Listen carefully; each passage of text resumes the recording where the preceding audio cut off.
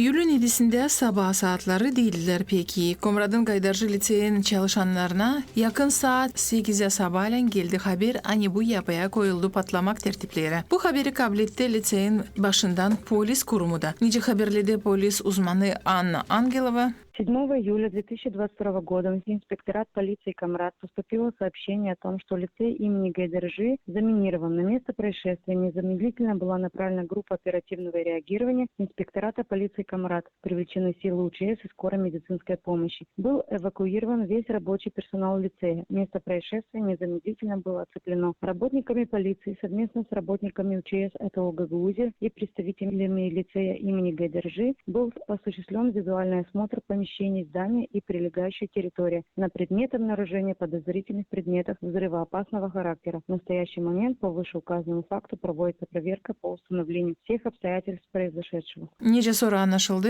bu haberler yalandılar. Halk Advokatın Ofisi Svetlana Mironova'nın laflarına göre Kabatlı'ya В случае установления виновного лица по вот таким вот ложным минированиям, естественно, данное лицо привлекается к ответственности, уголовной ответственности, сразу хочу отметить, в виде лишения свободы. Но это не все. Дело в том, что оценивается общий ущерб от всех действий, связанных с разминированием, в кавычках.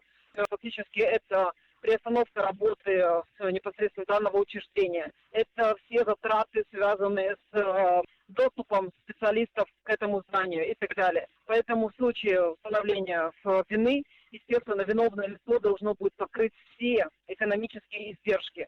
И это бывают суммы очень-очень космические, вплоть до миллионов лей. yakın 60 bin lei lazım olacak ödesin Borçlu köyün çocuğu. Daha doğrudan onun ana babası. Bu yılın çekitmesinden devletin yaşayanların punktlarında hem de Gagauziya'da rast geldiler böyle kötü olaylar. Çok vakit Kabatlı'yı çıkaramadılar yüze. Şimdi Подросток привлечен к уголовной ответственности. Дело уже направлено в суд, и буквально в скором времени будет известен приговор. Svetlana Mironova söyledi, hani lazım. Peki size düşünme bu kötü olayları planlarken niçin ki var kolay 42,5 bin lei ceza ödeme ya da 2 yıl kapan yapma.